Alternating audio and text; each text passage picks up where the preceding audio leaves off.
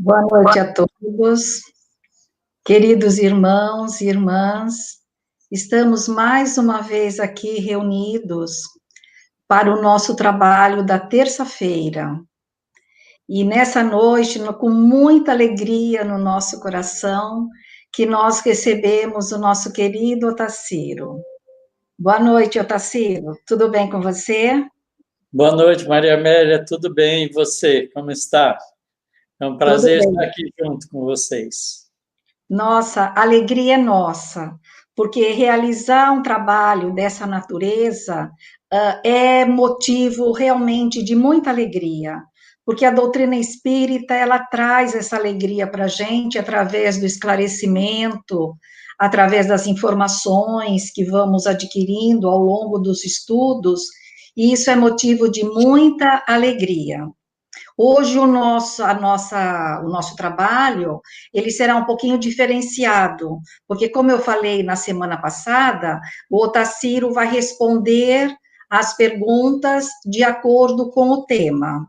Então, para a gente não ficar conversando muito, porque o importante é o Otacílio falar, a gente vai fazer a prece inicial, né, agradecendo a todos que estão nos ouvindo, nos vendo, nos acompanhando, e que vocês possam se unir a nós nesse momento de oração. Porque, como nós dissemos já no início, um trabalho dessa natureza requer uma seriedade muito grande também. E nós conseguimos essa seriedade se nós conseguirmos nos conectar aos bons espíritos, ao nosso anjo da guarda, nosso espírito protetor, que possa nos auxiliar, para que a gente possa realizar um trabalho que possa chegar ao coração de cada um de nós.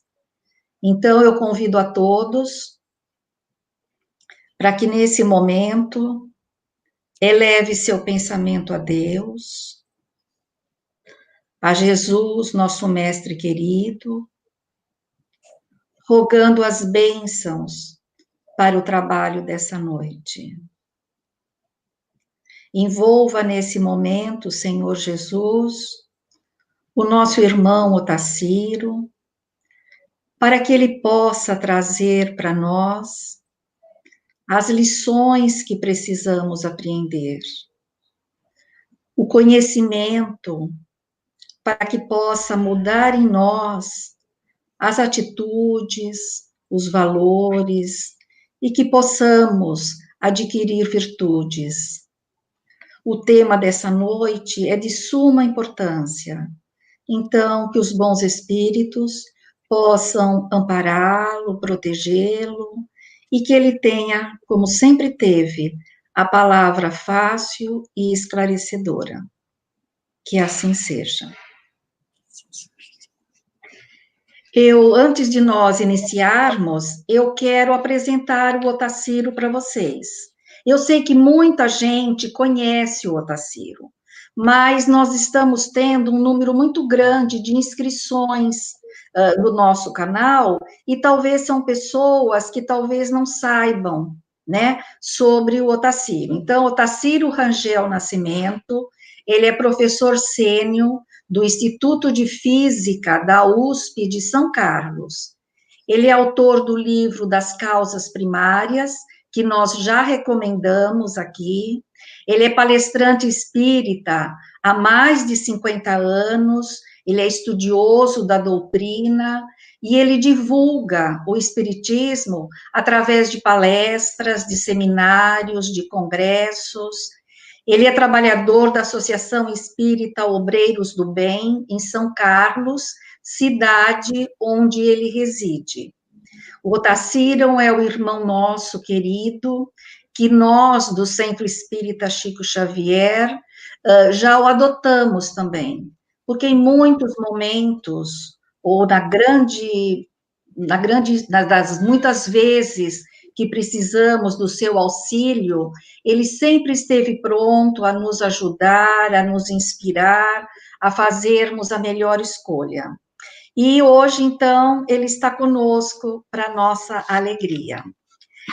Otacílio, nós tínhamos falado, né, por conta até da data de ontem, onde comemora-se ou relembra-se os nossos entes queridos que já partiram para o plano espiritual, falar sobre a desencarnação. E vieram muitas perguntas.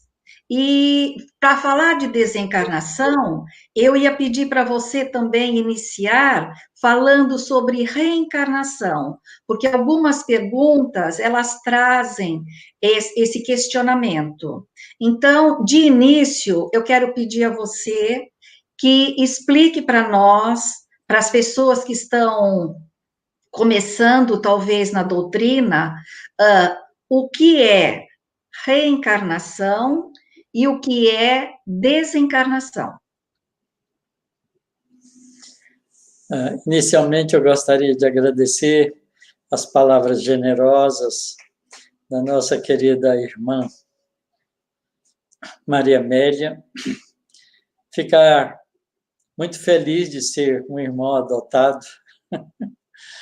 Isso encanta os meus sentimentos, eu agradeço muito. Eu tenho um carinho especial por essa Casa Espírita Chico Xavier de Santos, que também me acolheu e me acolhe sempre que me convidam para estar junto com todos eles. E é muito feliz também poder estar com todos que estão nos vendo e ouvindo, através desses recursos fantásticos que a mídia, não é, nos oferece hoje, graças ao desenvolvimento da ciência, da tecnologia, da comunicação, que está ao alcance de todos. Isso é muito bom. Então, nós gostaríamos de lembrar que, com o advento da doutrina espírita, pouco mais de 160 anos de idade, nós tivemos, não é, as portas do mundo espiritual abertas ao nosso entendimento. Porque até então a maioria das religiões nos oferecia uma visão muito estranha do que é depois da morte. Não é? E a gente, então, desenvolveu ao longo desse tempo, por falta de conhecimento, o medo de morrer. Na verdade, o medo de morrer é a maior fonte da maioria dos medos outros que a gente carrega, porque a morte, até então, era vista como se fosse o fim de tudo. E como a gente não tinha informação nenhuma do mundo espiritual, a gente não sabia o que podia acontecer conosco. Se a gente continuava, se a gente ia para algum lugar especial, se a gente ficava em sono profundo, esperando alguma mágica nos acordar. Enfim, era uma quantidade muito grande de perguntas que a gente não sabia responder. Mas com o advento da doutrina espírita, a gente compreendeu, antes de mais nada, que nós não somos nem homens e nem mulheres. Nós somos espíritos reencarnados. Isto é, estamos de novo numa vida física através dos recursos do corpo humano, através do processo de gestação e nascimento, num novo programa de desenvolvimento e de crescimento espiritual. Mas isso representa simplesmente uma fase da vida que é muito mais ampla do que a vida biológica. A vida, na verdade, é a vida espiritual, que se manifesta em várias fases diferentes, em especial para nós que estamos no mundo de provas e expiações, ela representa duas fases predominantes, que é a fase livre do corpo físico e a fase no corpo físico. Então, a gente aprendeu isso com os ensinamentos de Jesus, mas a gente não percebeu, porque Jesus nos ensina a reencarnação. Quando ele fala de João Batista e de Elias, mostrando que Elias, que viveu 900 anos antes de Jesus, e João Batista, que viveu com ele, eram o mesmo espírito.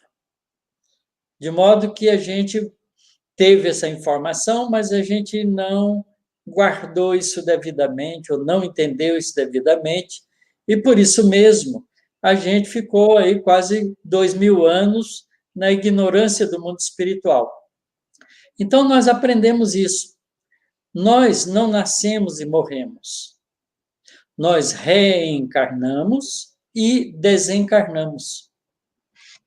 Reencarnar é o espírito voltar à vida corporal através de um novo corpo que é formado especificamente para aquele espírito que vai nascer. Então, cada criança que nasce é um espírito que justapôs-se àquela célula embrião primeira para, no processo de gestação, ir organizando as células de alguma maneira para que aquele corpo formado lhe servisse de instrumento para uma nova experiência na vida encarnada. E, obviamente, quando esse corpo não mais suporta os processos da vida, porque através de doenças, de enfermidades, de velhice ou de acidentes, ele pode parar de funcionar, então o espírito o larga, como se estivesse tirando uma roupa velha ou uma roupa não mais usável, e volta para o mundo espiritual a ser o que era antes.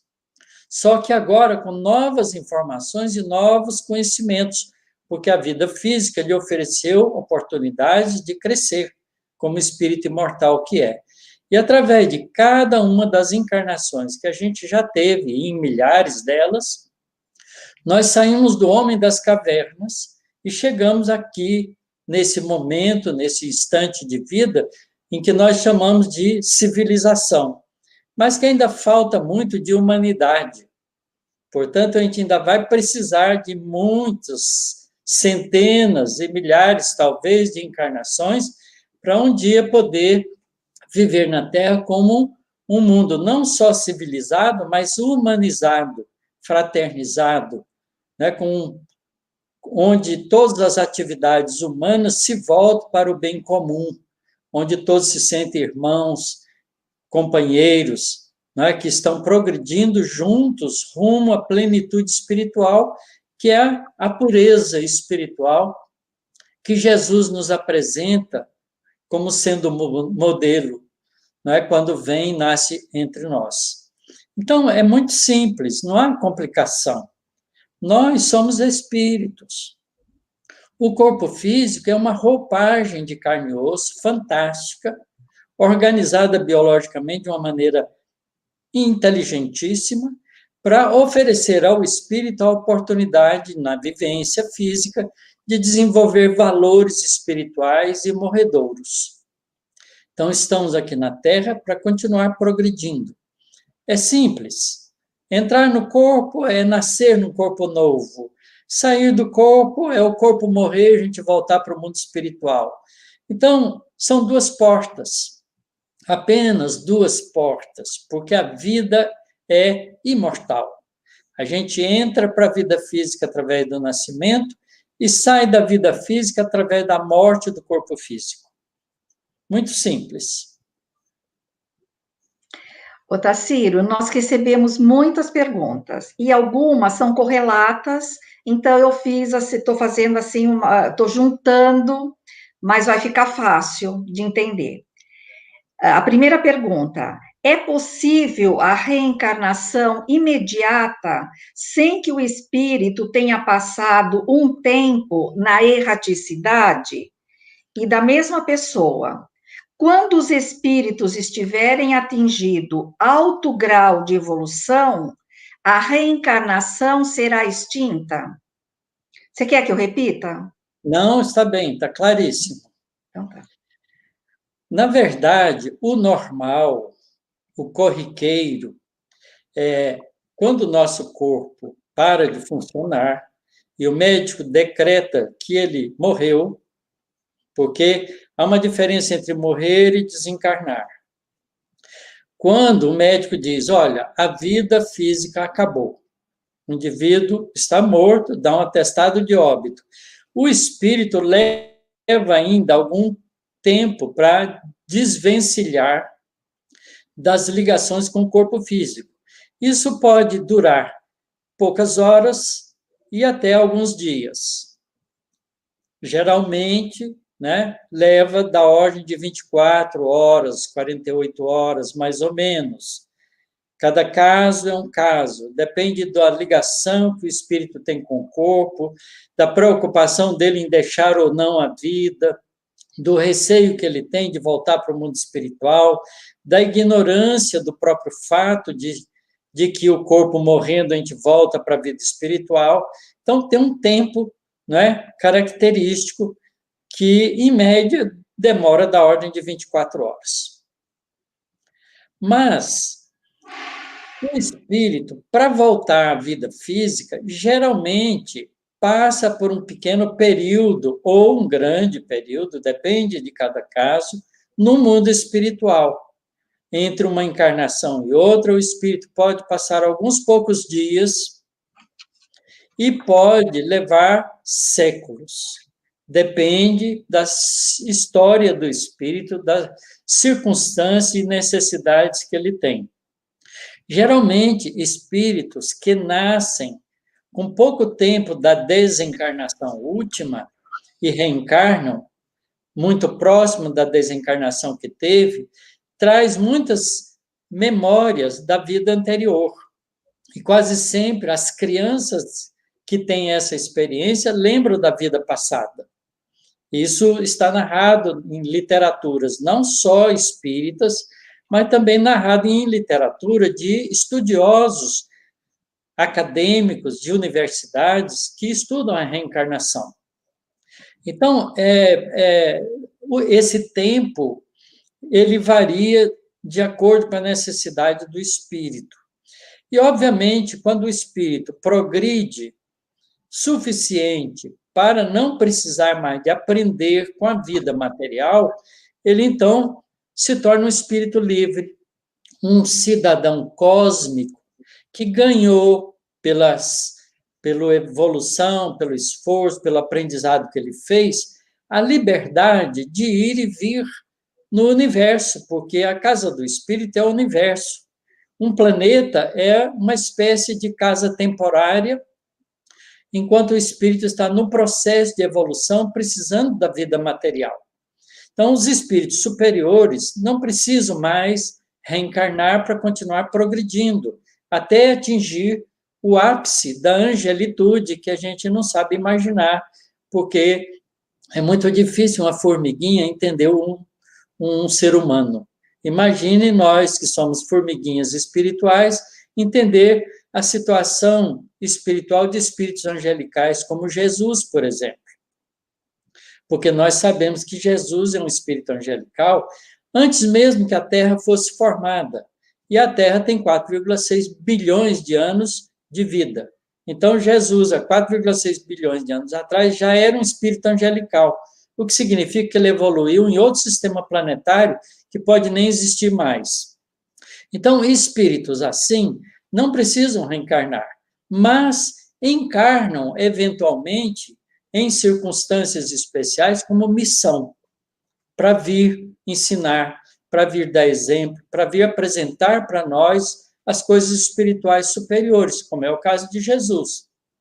Jesus nasceu uma única vez na Terra, há 2000 anos atrás, para estar conosco, ensinando-nos, no seu evangelho, a vida espiritual que nós deveríamos já ter aprendido com as lições dele. Como não aprendemos, ele sabia que a gente ia ter dificuldade disso, ele então promete o Consolador, o Espírito de verdade, que viria mais tarde para recuperar aquilo que ele ensinou, esclarecer os pontos que não eram entendidos e apresentar novas informações. E é isso que nós encontramos na doutrina espírita. Muito bem. Otacílio, quando o espírito reencarna, ele já tem, em definitivo, a data do desencarne? A data não, mas a previsão de tempo. Geralmente o espírito, quando faz um projeto de reencarnação, não é que ele tem alguma lucidez e junto com os espíritos superiores que o ajudam, seus guias, amigos espirituais, ele organiza uma vida para viver durante um certo tempo, durante 70 e poucos anos, não é? Ele pode viver um pouco mais ou um pouco menos, dependendo do uso que ele faz da vida física. Por exemplo, uma pessoa que é fumante, ou uma pessoa que bebe, ou uma pessoa que come exageradamente, uma pessoa que se arrisca muito, pode desencarnar antes do período previsto para aquele projeto de vida que foi feito. Então, nesse caso, por irresponsabilidade do espírito, por fazer mau uso da vida física, ele se torna responsável por essa perda. E quase que, em muitas circunstâncias, é considerado no mundo espiritual como um espírito suicida, porque antecipou a volta para o mundo espiritual, abusando dos recursos do corpo humano. É como se você tivesse comprado um carro zero e começasse a sair por aí dando cavalo de pau, correndo, freando, acelerando bruscamente, arriscando e desgastando o seu carro zero, que passou a ser um carro desgastado pelo mau uso. Então, o carro que foi feito para durar aí 10 anos, dura 2, 3 no máximo, e a pessoa que fez esse desgaste no carro é responsável por isso. Então, nosso carro físico, é o corpo humano, né, pode se assemelhar nessa comparação a essa situação de mau uso. Mas, muitas vezes, a pessoa faz um bom uso da vida e chega perto da época em que ele deve voltar para o mundo espiritual, mas se tem ainda trabalho a realizar e ele está aproveitando isso bem, ele pode ter a vida prolongada por mais 2, 3, 5, 10 anos, para que ele possa aproveitar, no máximo, a encarnação para o seu progresso espiritual. Então, não há uma rigidez, não é? Uma data prefixada, dia 31 de tal ano, assim, assim, você vai morrer. Não é assim que funciona. Tá bem.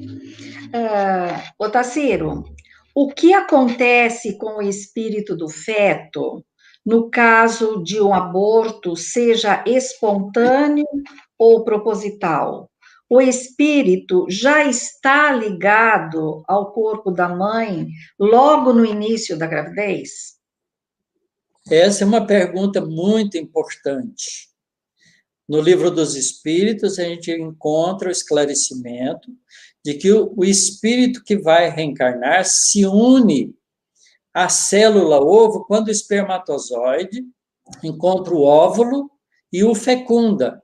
A partir de poucos minutos ou horas, no máximo, o espírito é ligado àquela célula e começa a presidir o processo reencarnatório com seu estado psicoemocional, organizando com as suas necessidades, num processo de automatismo, a divisão celular para ir formando o corpo físico. Portanto, nos primeiros momentos já o espírito se liga.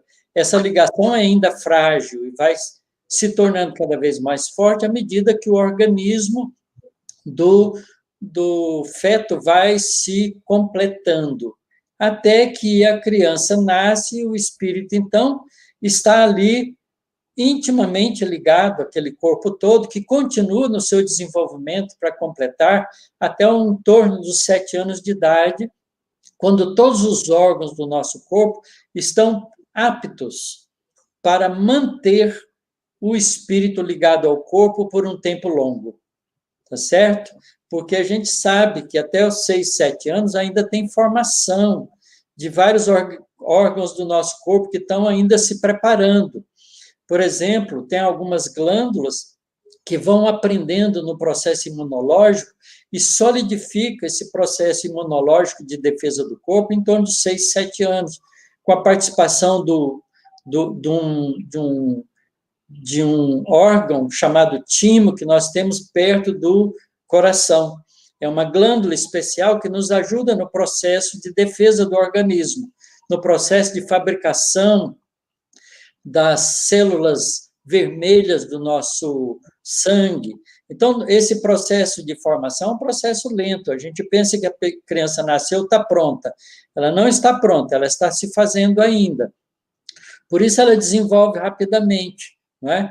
Vocês não imaginam quanto de células o organismo ganha ainda a partir do estádio de neném até a situação de uma fase adulta. Muitas células, nós temos trilhões de células no nosso corpo físico.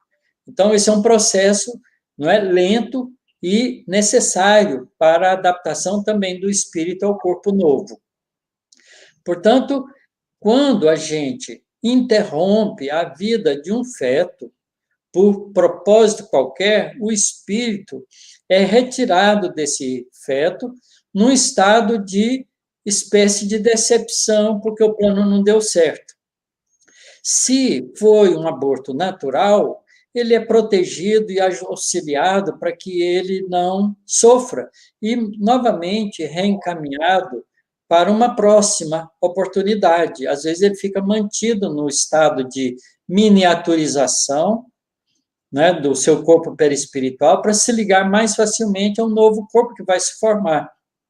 Às vezes na mesma família, às vezes em família diferente. Isso não importa muito, desde que atenda às necessidades reencarnatórias para aquele espírito.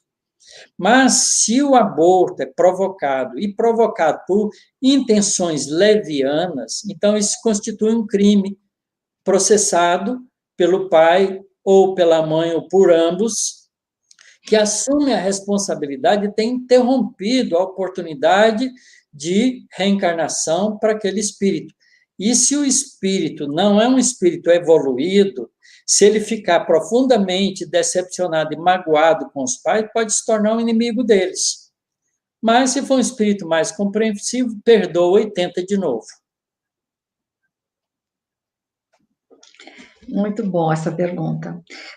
Otacílio, quando nós morremos, nós estamos só, porque é o grande medo, né? Morrer dói, desencarnar dói. Quando nós desencarnamos, nós estamos sempre sozinhos, ou a misericórdia divina sempre nos presta uma assistência? A misericórdia divina é total, é ampla. Nenhuma pessoa desencarna sem alguma assistência espiritual.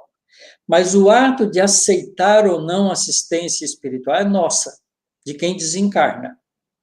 E se a gente está perturbado emocionalmente com o fenômeno da morte, ou com a consciência cheia de problemas e dúvidas, aí a gente se fecha em si mesmo e não percebe a ajuda espiritual.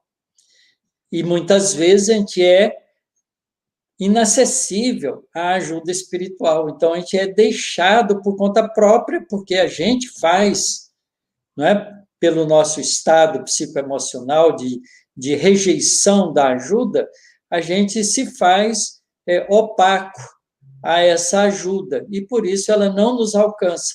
E aí a gente fica entregue a outros espíritos que podem ter acesso a nós, como espíritos cúmplices de coisas erradas, como espíritos obsessores, ou com aqueles que têm mágoas de nós, e somos, muitas vezes, nessas circunstâncias, carregados por eles para zonas de sofrimento espiritual que o André Luiz nos apresenta nos seus livros como a região de sombras ou umbral. Então, veja, a ajuda chega sempre, mas a aceitação da ajuda é por conta nossa. Certo.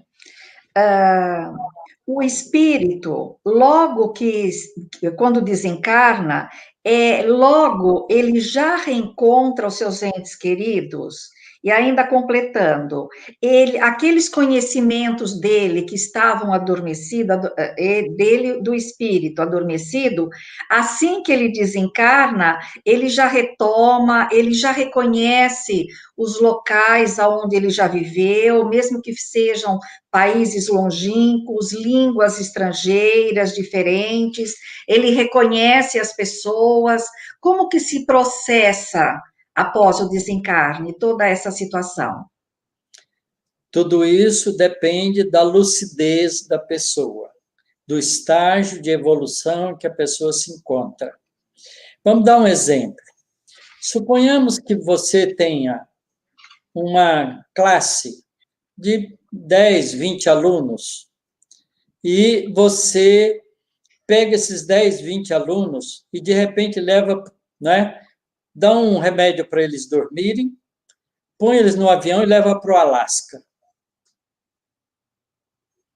E eles acordam no Alasca. Como é que eles vão se ver naquele novo lugar? Se dos seus alunos você tem alguns que falam inglês, se você tem entre os seus alunos alguns que estudaram muita geografia, muitos costumes de outros povos, e estudaram um pouco do Alasca, eles vão se sentir mais à vontade lá. Mas aqueles que são mais ignorantes vão ter dificuldades de se encontrar lá. Então, a adaptação para todos eles vai demandar algum tempo, mas vão se adaptar muito mais facilmente àqueles que falam inglês, que estudaram os costumes, os hábitos, o clima, não é? A maneira de viver do povo do Alasca. Então, você veja que a variedade de reações vai depender do estado de conhecimento ou de preparação que o espírito, que o indivíduo tem sobre a vida espiritual. E, ao mesmo tempo, com relação à coragem que ele tem, porque muitos dos alunos que foram para o Alasca vão se sentir amedrontados, apavorados, e agora o que vai ser de mim nesse país que eu não consigo falar com ninguém? Não é? Então, isso depende muito dessa situação em que o espírito encarnado, que vai deixar o corpo físico, tem de recursos, de conhecimento, de experiência, de aprendizado, de autocontrole.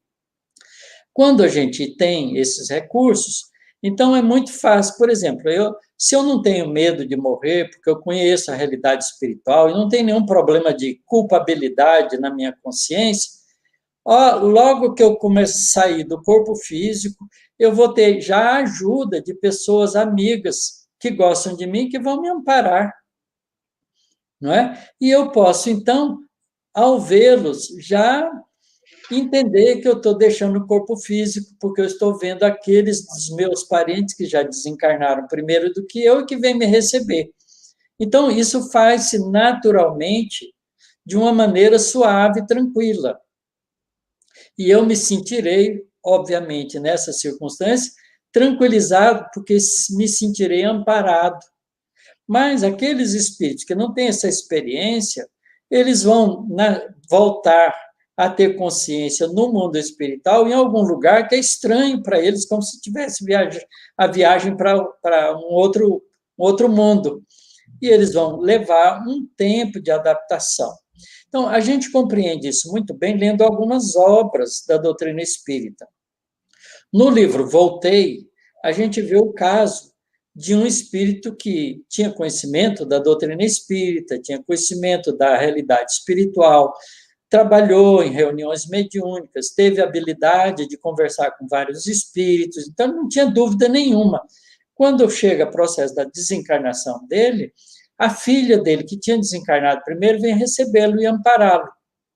Então, ele se sente confortável, amparado, e faz uma desencarnação mais ou menos tranquila.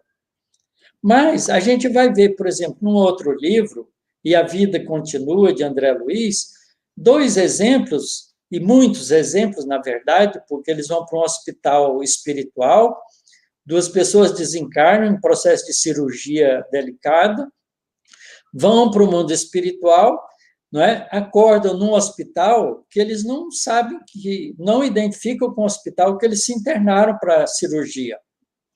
Acordam em outro lugar, com enfermeiros, com médicos, com pessoas que estão ali cuidando deles, sem eles conhecerem. Pergunta pelos familiares e ninguém responde.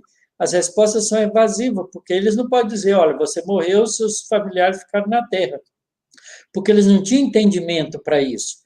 Tiveram que ir se adaptando lentamente e gastar alguns meses para descobrir que estavam desencarnados. Não é? A gente vê num outro livro, do André Luiz, chamado Obreiros da Vida Eterna, 5 casos diferentes de desencarnação, que a gente acompanha, cada caso é uma realidade, porque cada indivíduo está num estágio de compreensão diferente. Então, isso varia de pessoa para pessoa. Certo. Nosso assunto é muito interessante. Otacílio, essa é uma pergunta que foi bastante recorrente. Quando a família faz opção pela cremação, como que fica o espírito? Isso é bom, não é bom? O que a doutrina espírita fala? Há uma pergunta que os espíritas fazem ao espírito Emmanuel, e ele respondendo através da mediunidade de Chico Xavier, isso está no livro Consolador, sobre essa situação. Então, o Emmanuel explica que, no caso da cremação, seria conveniente esperar pelo menos 72 horas para cremar o corpo, depois que o médico dá o atestado de óbito. A razão é exatamente essa, porque a libertação do espírito do corpo físico pode variar de algumas horas a alguns poucos dias. Então, é prudente que a cremação se dê após, ou pelo menos esperando 72 horas, que são 3 dias, na verdade, né? Então, um dos deputados federais, que era um espírita um tempo atrás, o Freitas Nobre, propôs na Câmara de Deputados, né, que fosse aprovada uma lei, né, que na cremação no Brasil se esperasse 72 horas. Então, isso é lei brasileira.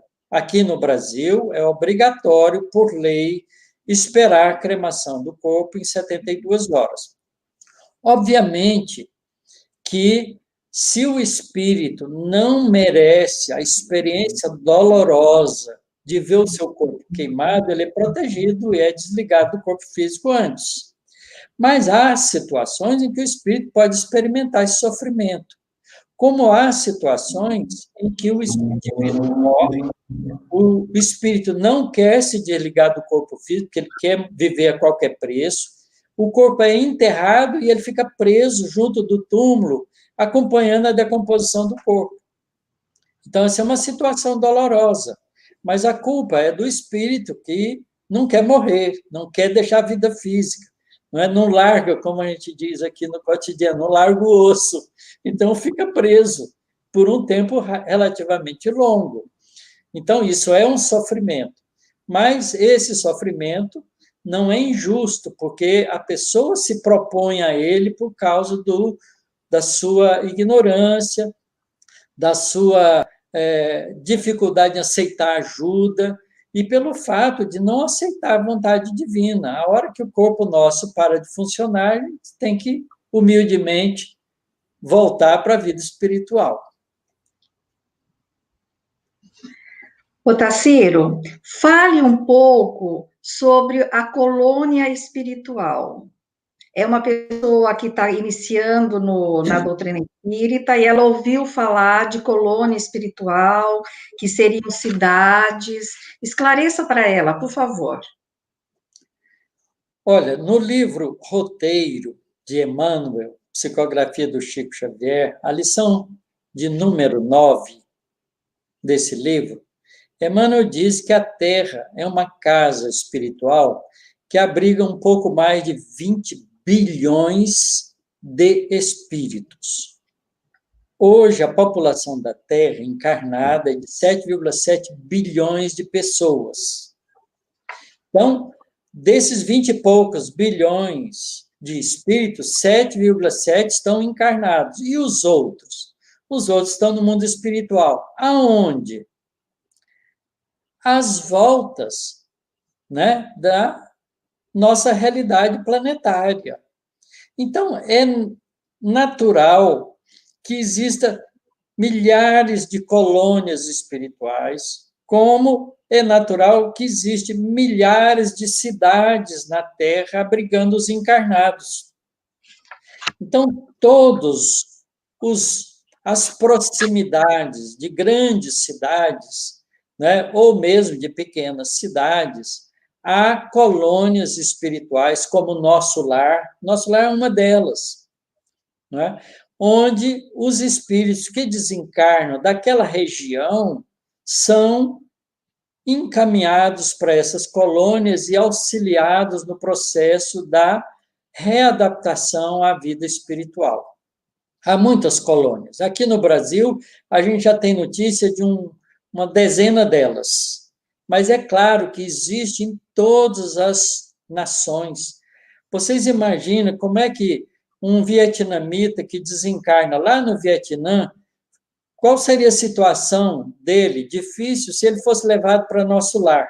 Nosso Lar tem um hábito brasileiro, porque é uma colônia espiritual sobre a região do Rio de Janeiro, né, que existe no século XVII, foi fundada por espíritos portugueses que desencarnaram aqui no Brasil, que já estavam mais adiantados e formaram essa colônia espiritual no mundo espiritual, lá nas regiões próximas do Rio de Janeiro.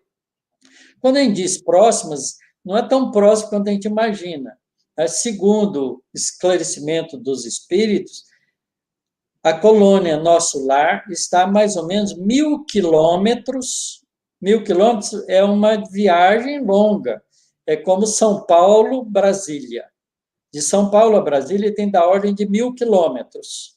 Você pega esses 1.000 quilômetros horizontal e levanta para vertical na posição da cidade do Rio de Janeiro.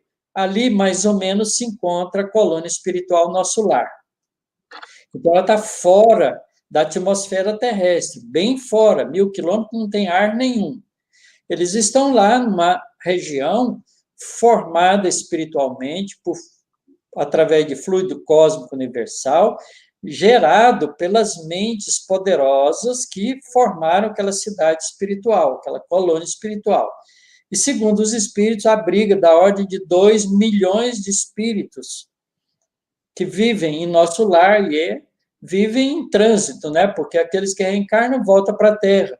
Aqueles que desencarnam vão para lá, são abrigados temporariamente, enquanto não reencarnam até organizar uma nova reencarnação. Aqui, no livro Caminho da Luz, a gente vê que o André Luiz descreve uma outra colônia espiritual como uma cidade de mais ou menos 100.000 habitantes, 100.000 espíritos que vivem lá, próximo da cidade de São Paulo. E, obviamente, que deve ter várias outras, porque a cidade de São Paulo é muito grande, então precisa de várias colônias de 100.000 habitantes para poder dar conta do processo de ir e vir no mecanismo reencarnar, desencarnar. Então, as colônias espirituais estão preparadas para isso.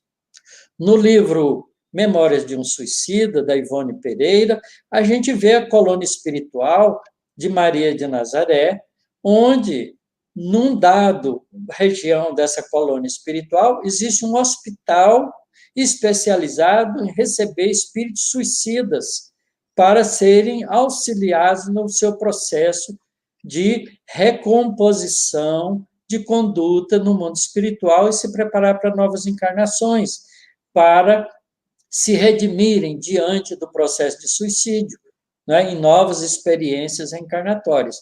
Então, há muitas colônias espirituais, e cada uma delas tem a sua vocação, né, como todas as cidades têm a sua vocação. São Carlos, por exemplo, a nossa cidade aqui, a vocação dela é ciência tecnológica.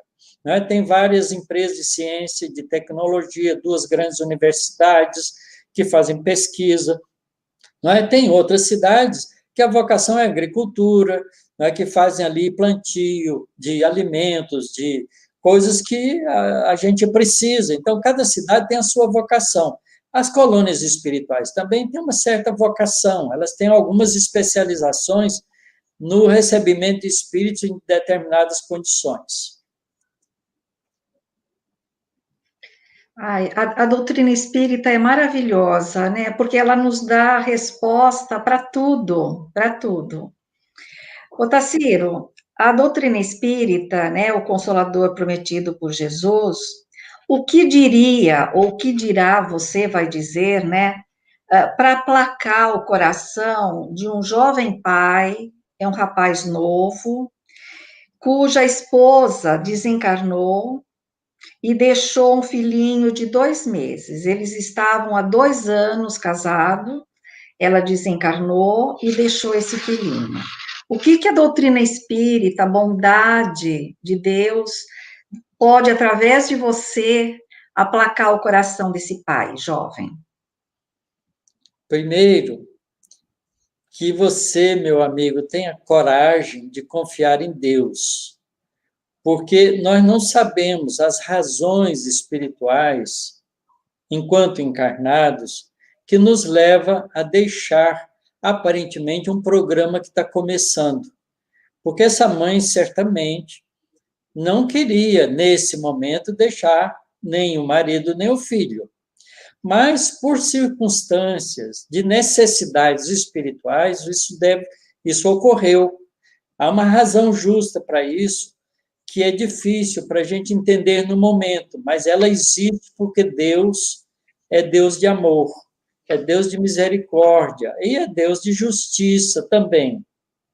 Muito provavelmente, esse espírito que deixou a família, voltou para o mundo espiritual, essa mulher, não é? É um espírito que precisava dessa experiência. Ao mesmo tempo, você que ficou com o filho também precisa dessa experiência. Muito provavelmente, antes de reencarnar, vocês se prometeram, né, no mundo espiritual, a passar por essa experiência difícil para conquistar valores espirituais e morredouros de superação. Então, supere, tenha coragem. Você é capaz de cuidar do seu filho e, quem sabe, os nossos caminhos de futuro são insondáveis e é possível que você encontre uma nova companheira que te ajude no trabalho de cuidar do seu filho. De qualquer maneira, se Deus pôs essa carga no seu ombro, confie em Jesus, que disse que Deus não põe cargas pesadas em ombros fracos. Por mais doloroso que seja, você vai conseguir. Então, olhe para frente, se prepare, se encha de coragem, é um desafio para você. É como um desafio que, às vezes, um alpinista que está começando tem de subir no Himalaia. Você pensa que é fácil? É muito difícil, é um risco de vida. Mas ele tem coragem, porque ele aceita aquele desafio como um propósito de autossuperação. Pois a gente tem esses mesmos desafios na vida moral, na vida psicoemocional, nos nossos sentimentos. Não é fácil, nós compreendemos que a sua dificuldade é enorme, mas você é um espírito capaz de vencer isso. Confie em Deus e vá em frente. Se prepare para cuidar bem do seu filhinho, encha ele de amor, de carinho, de atenção e siga o seu caminho. Confie o seu futuro em Deus, fazendo a sua parte.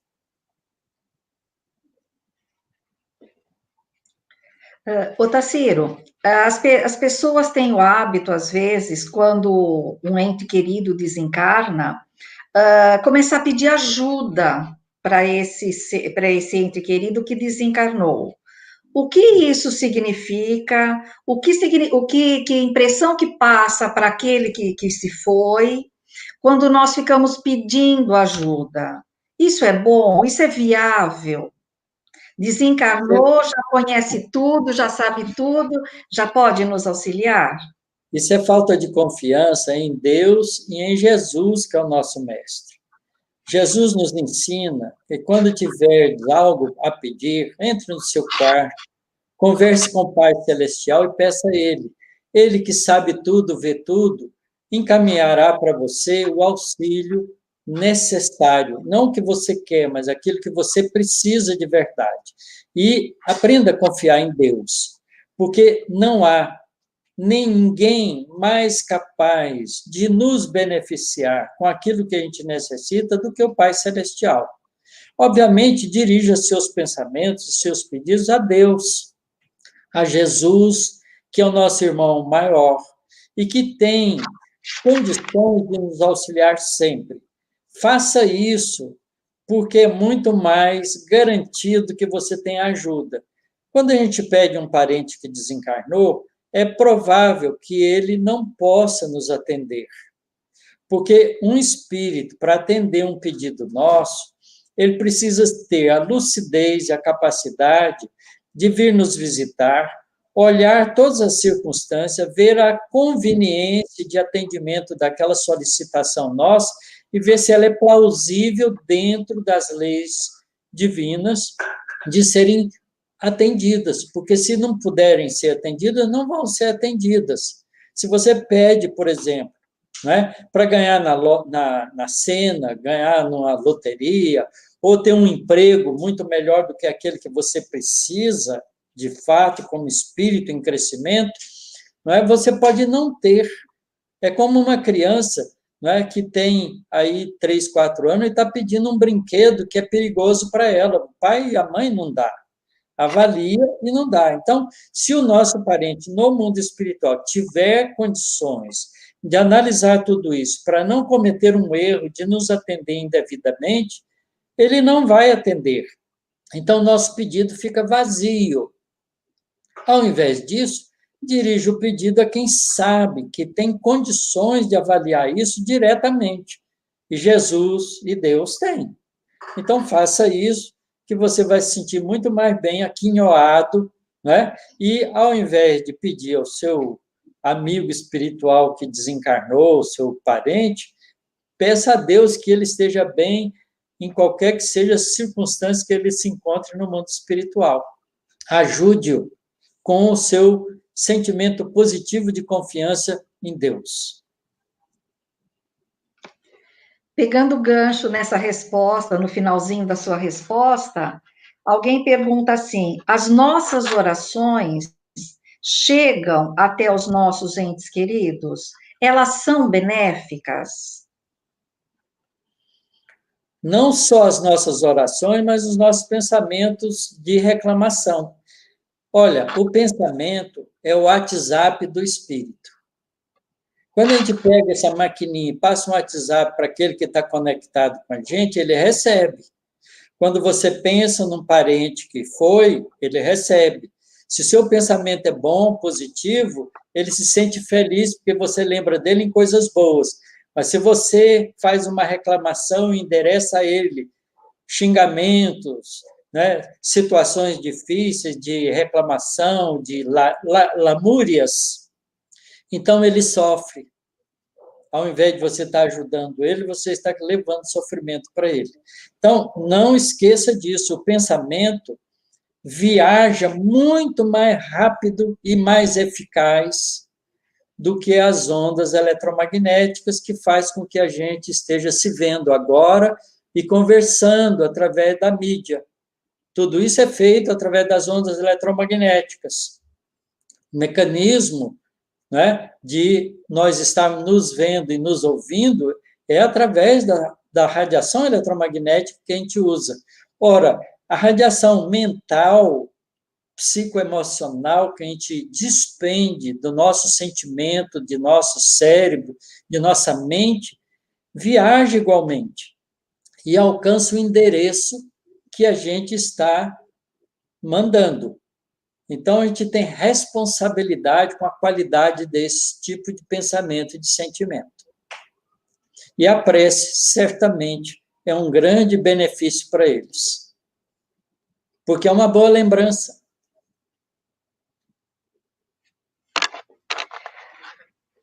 Quando o espírito reencarna, ele traz, né, seus propósitos, seus objetivos a cumprir. Ao desencarnar, quando e como irá saber se fez bem a sua parte? Se ele cumpriu aquilo que ele se prometeu, que ele se planejou? Quando a gente volta para o mundo espiritual, através do mecanismo da morte do nosso corpo físico, a gente vai se adaptando à realidade espiritual em alguma colônia espiritual, não é? Até que a gente se sinta seguro, até que a gente se sinta firme, até que a gente se sinta muito bem com a gente mesmo. E aí a gente, então, começa a lembrar das coisas anteriores. E as primeiras coisas que a gente vai lembrar são as coisas que a gente tinha planejado fazer e se fez ou não fez. Isso a gente vê acontecer no mundo espiritual. Mas, olha, há um fenômeno muito curioso para que a gente não esqueça, de que a gente passa no fenômeno da morte. Quando o nosso corpo físico vai morrer, antes da gente sair dele, a gente faz uma rememoração do momento que a gente está, até a fase infantil, de tudo que a gente vivenciou, tudo que a gente pensou, todos os sentimentos mais íntimos da gente perpassam pela nossa memória numa velocidade muito grande, como um filme de trás para frente da nossa vida. O propósito desse fenômeno é fazer gravar de forma definitiva na nossa estrutura perispiritual tudo que foi a nossa vida. Então, se a gente fez coisa errada, se a gente fez coisa certa, se a gente fez absurdo, se a gente cometeu crime e ninguém ficou descoberto, tudo isso vem à nossa mente. Tudo passa, repassa de novo. E depois a gente se desliga do corpo físico. Isso é um fenômeno comum no momento da desencarnação. E aí, quando a gente volta para o mundo espiritual, a gente tem um estado de perturbação, porque largar o corpo físico, se adaptar de novo a uma vida espiritual, não é muito fácil, porque a gente passou aqui 40, 50, 60, 70 anos de vida no corpo físico, se condicionando à vida física. Então, a gente tem que desacostumar disso no mundo espiritual, porque o mundo espiritual é uma vivência um pouco diferente. Não é? A vida lá não é vida física, é uma vida real, feita de processos energéticos que a gente não compreende ainda direito, mas é uma vida real, mas é diferente da vida terrena. Então, a gente vai ter que se adaptar a ela. E à medida que a gente vai tomando pé dessa adaptação, a gente vai tomando conta da nossa própria individualidade, do nosso próprio eu interior. E essas lembranças vão se refrescando a nossa mente. E a gente mesmo vai fazer um processo de autoexame, porque ninguém nos julga no mundo espiritual. Quando muito, a gente tem um amigo espiritual bondoso, caridoso, cheio de amor e de compreensão, que nos ajuda a fazer essa rememoração com uma análise fraterna para que a gente possa, avaliando corretamente, reprogramar a nossa vida para um processo de continuar progredindo. Leia o livro E a Vida Continua. Ela dá um bom exemplo disso. Nesse livro, a gente tem vários exemplos bons desse tipo de coisa. Então, a gente vai ter que fazer uma análise do nosso aproveitamento. Isso é certo. Você já respondeu uma outra aqui que pergunta, né, se realmente passa esse filme na nossa cabeça no momento do desencarne. Então, você já respondeu que passa, né? Tem um livro interessante, Amélia, que se chama A Crise da Morte, de Ernesto Bozano.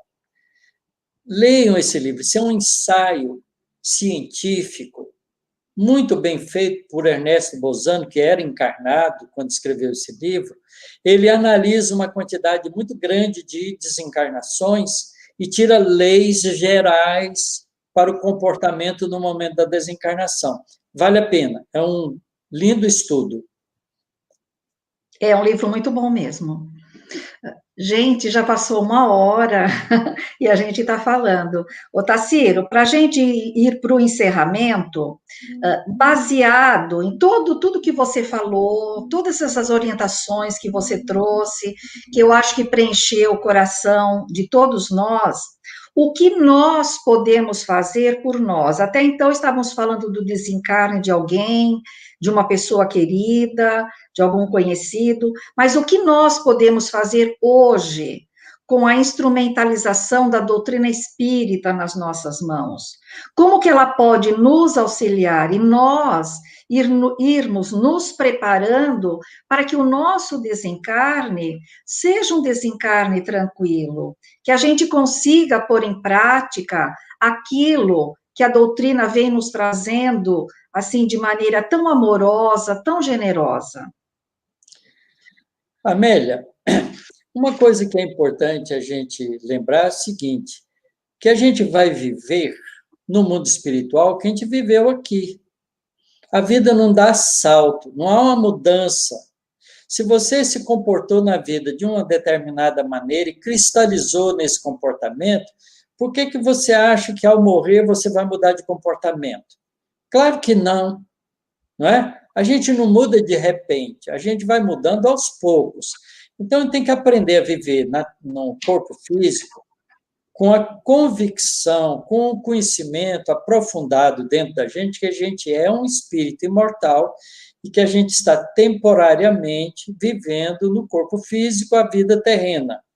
Portanto, a gente tem que aprender a viver como se hoje fosse o último dia da nossa vida. Se Deus, na sua bondade, na sua misericórdia, nos chamar hoje para a vida espiritual, que a gente esteja pronto para isso, porque a gente está vivenciando o bem, vivenciando o melhor de nós no caminho positivo da vida.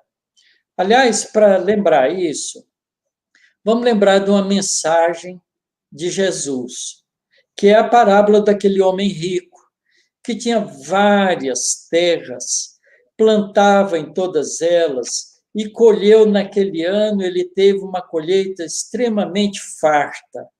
Então, ele fez o seguinte, os silos que ele tinha para guardar tudo aquilo que ele tinha plantado e colhido, não cabia. Ele mandou construir outros silos mais grandiosos e encheu os silos dele de alimento, de tudo quanto é coisa que ele achava que a vida material era importante. E depois disse assim para si mesmo, pode dormir agora e descansar minha alma, porque você tem tudo que precisa na terra.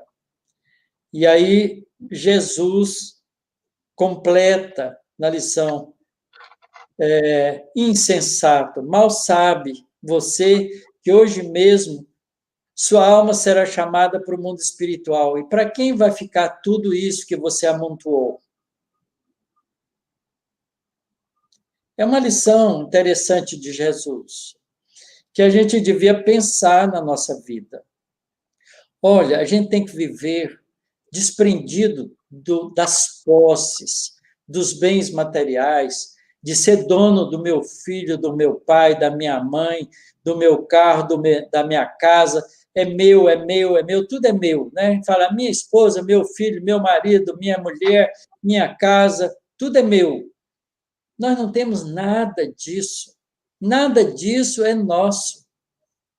É nosso só o sentimento e o conhecimento que a gente adquiriu. É a única coisa que a gente leva para o mundo espiritual. Então, se a gente quiser viver bem no mundo espiritual, encha-se de conhecimento, encha-se de bom sentimento e de boas realizações, porque é isso que vai ficar. O resto vai ser disputado por aqueles da nossa família que achar que tem direito, e às vezes dá brigas homéricas. Então, o melhor é a gente se desprender disso quanto antes. Eu já tenho me preparado para isso, eu já tenho 76 anos, vou fazer 77, e tudo aquilo que eu amealhei na construção do meu trabalho, né, junto com a minha esposa, que nós fomos juntando na vida material, a gente já se dispôs. Aí não tem mais nada, não tem nada mais no nosso nome. Se a gente desencarnar hoje, não deixamos nossos filhos com problemas de herança, porque já está tudo dividido entre eles.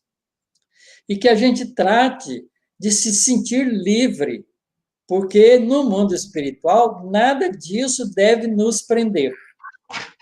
Inclusive a preocupação com os nossos parentes, Maria Amélia, porque a gente acha que, se eu morrer, o que vai ser da minha filha? Ora, sua filha já cresceu, já virou adulta, a responsabilidade daí para frente é dela. você, no máximo, pode, se estiver equilibrada no mundo espiritual, se tornar um espírito familiar que, de vez em quando, a ajuda. De vez em quando a ajuda, porque a vida é dela, não é? A vida dos nossos filhos, eles têm que seguir o caminho deles. Então, ele tem que ter um amor desprendido, um amor respeitoso, não é? Que respeita a iniciativa dos filhos e do caminho que eles escolhem para eles mesmos. Se escolher um caminho tortuoso, não importa. Se Deus permite, por que nós vamos não permitir? É porque o aprendizado dele vai ser por aí. E a gente tem que respeitar. O espírito é imortal, aprende no caminho que ele escolheu. A gente tem que respeitar o livre-arbítrio disso. Então, o nosso amor não pode ser amor possessivo. Quanto mais a gente se libertar da vida física, mais fácil fica a gente voltar para o mundo espiritual. E quanto mais bem, mais bondade, mais coisas benéficas coletivamente a gente fizer, melhor para todos nós, porque muito mais almas vão vibrar em favor de nós. Olha, essa seria a última, mas chegou uma pergunta agora de uma pessoa que é sobre o seguinte, que você falasse sobre o coma, que ela tem uma pessoa na família há 2 anos em estado de coma, e como que eles podem agir da melhor forma para que seja o mais saudável ali diante dessa pessoa. A primeira coisa é não definir o destino da pessoa que está em coma. Ficar pedindo ou que volte ou que morra logo. Porque a gente não sabe a necessidade do espírito que está passando por essa experiência. Não é? Às vezes, Maria Amélia, em vidas anteriores, a gente encerrou em 3, 4 paredes, 4, 5 paredes, em lugares horríveis, pessoas que a gente desrespeitou, criando um estado de sofrimento mórbido para outras pessoas. A nossa consciência fica manchada, marcada com esse tipo de comportamento. E, às vezes, a gente pode ficar preso no corpo físico durante algum tempo por causa de atos que a gente cometeu no passado. Então, há uma razão para isso.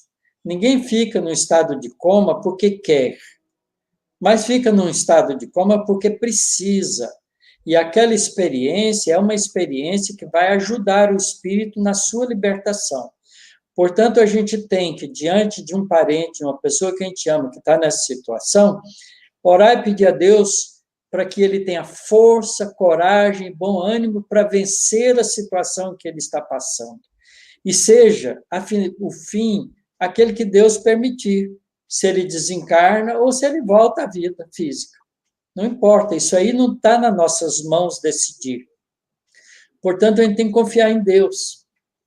E pedir ao espírito que está ali no estado de coma que tenha força para superar as dificuldades e vencer, sair dessa experiência dolorosa como um espírito vencedor. É essa a postura positiva que a gente deve ter diante de uma pessoa que está nessa situação. Não é fácil, mas é preciso. Mesmo porque nada acontece na nossa vida por acaso, né, Otacílio? Não. O grande diretor está aí. A lei de causa e efeito é precisa. Não é? A gente aprende isso com Jesus. Jesus diz assim para nós: reconcilia com teu adversário enquanto está a caminho com ele. Porque senão, você será entregue ao juiz. O juiz te julgará e te entregará ao oficial de justiça. O oficial de justiça te encaminhará para o carcereiro e você pagará até o último ceitil. Ceitil era a moeda menor que existia naquela época. Alguém tem 1 centavo aí no bolso? 1 centavo de real? Né? Ela é tão insignificante que a gente nem liga para isso, pois a gente paga até o último centavo. O que significa que quando a gente comete coisas equivocadas e não corrige em tempo, a gente fica preso por causa disso na vida seguinte. E isso vem através da lei de causa e efeito, como resultado de experiências dolorosas de redenção, de pagamento, de reajuste, né, para vencer aquele equívoco que a gente cometeu no passado. Então, essas experiências que a gente passa, que parecem muito dolorosas, elas têm uma causa justa. E a misericórdia divina não desampara ninguém. Mesmo num estado de coma, a pessoa tem suporte e apoio espiritual. Então, nós devemos ser ajudantes nesse caso, nunca definidores de finalidade, porque a gente não sabe a história, não sabe por que o espírito está passando por aquilo. Otacílio, muito obrigada. Nossa, não tenho nem palavras para dizer como passou rápido todo esse tempo, quantas informações. Muito obrigada. As pessoas que estão mandando mensagem, estão chegando mais mensagem, tem mensagem de Goiânia. Muito obrigada a A minha todos. sobrinha querida. Ai, que legal! Carla, minha sobrinha. Ah, Um é, beijo. É uma alegria muito grande. Realmente a gente ficaria aqui por mais tempo, mas a gente vai voltar, com certeza, porque o tema é bastante propício. Eu digo lá no centro, né, que quanto mais a gente falar da morte, né, do desencarne, mais a gente vai se familiarizando, e isso é importante, né? Então, eu quero me despedir de todos vocês, agradecendo por esse momento tão gostoso. E eu vou voltar ainda a palavra para o Otacílio, gente, não terminou ainda não, tá? E por esse momento tão gostoso que preenche o nosso coração de muita alegria, convidando vocês para a próxima semana, que nós teremos aqui o nosso companheiro Luiz Brito, que ele vai falar sobre anti o livre-arbítrio, e eu passo agora a palavra para o Otacílio, para suas considerações finais, para a sua prece. Otacílio, fique à vontade, tá? E mais uma vez, leve com você todo o nosso carinho, toda a nossa vibração de muito amor, de muita paz, que Jesus ilumine seu lar e que a gente possa ter encontros assim por muitos e muitos e muito tempo. Obrigado, Maria Amélia. Eu fico realmente muito feliz de poder ser útil. Graças a Deus, a compreensão da doutrina espírita na nossa vida faz uma diferença enorme. E é através desse entendimento que a gente vai devagarinho corrigindo os nossos atos, reencaminhando os nossos objetivos da vida para uma coisa mais definitiva. A grande maioria da humanidade ainda vive distraída dos objetivos espirituais. As pessoas ainda ficam buscando vantagens na vida física, esquecendo que em qualquer momento a gente pode voltar para o mundo espiritual e larga tudo aí. Quer dizer, o que é definitivo para nós é aquilo que Jesus nos recomendou, não é? Não cultive tesouros na terra, que o ladrão rouba, a traça come e a ferrugem corrói. Cultive os tesouros do céu, que o ladrão não rouba, a traça não come, nem a ferrugem corrói. Para quais são as riquezas da alma, os tesouros da alma, os tesouros do céu? É o que a gente sabe, o que a gente sente e o que a gente faz. Então, são esses os nossos tesouros.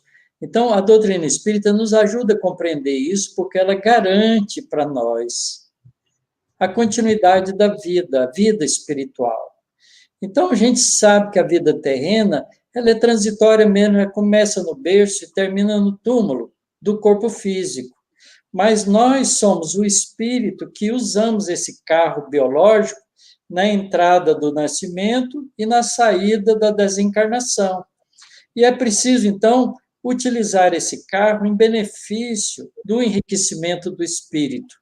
Usar o nosso corpo físico para fazer coisas boas, para construir valores, né, para fazer amigos, para ajudar as pessoas que precisam de nós, para ir corrigindo em nós o nosso orgulho imenso, o nosso egoísmo ainda dominante, a nossa vaidade torpe, que nos atrapalha no progresso espiritual.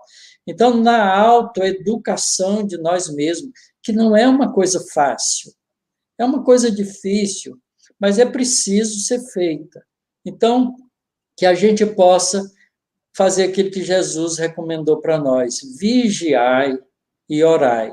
Quer dizer, vigiar é estar atento consigo mesmo, estar atento com o que você pensa, com o que você sente, com o que você faz.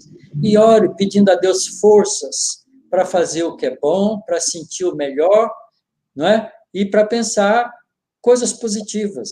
Porque fazendo assim, a gente sai da vida física, entra na vida espiritual com alegria, sem medo, sem transtorno, e rapidamente se recompõe no mundo espiritual e continua trabalhando pelo progresso próprio, em benefício de muitas criaturas também.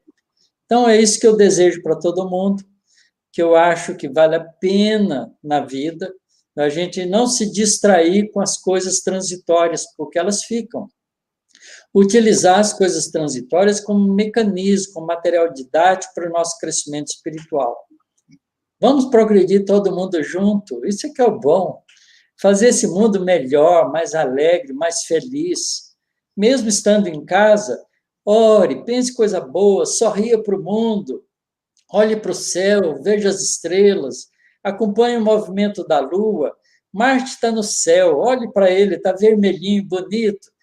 Júpiter também, Saturno também, a gente vê os três no céu da noite, não é? Com a lua passeando por eles. Não é? Vamos pensar que há muitos mundos mais felizes do que o nosso. Quem sabe um dia a gente merece ir por um deles. Obrigado pela atenção de vocês todos. Vamos fazer a nossa encerramento. Querido Mestre Jesus, te agradecemos, Senhor, por essa oportunidade maravilhosa de estarmos aqui, um grupo imenso de pessoas, pensando, conversando juntos, buscando os valores espirituais que nos dão força para construirmos para nós um mundo melhor e para todos aqueles que convivem conosco. Ampare a humanidade inteira, ajude o homem a acordar-se espírito, para que o nosso planeta seja um planeta de regeneração. Obrigado, Senhor, por todas as bênçãos que temos recebido. Que a tua luz e o teu amor encontre guarida no coração de todas as criaturas. Que assim seja. Que assim seja. Boa noite, gente. Boa semana para todos. Otacílio, um grande abraço. Fique com Deus. Grande abraço. Boa noite a todos.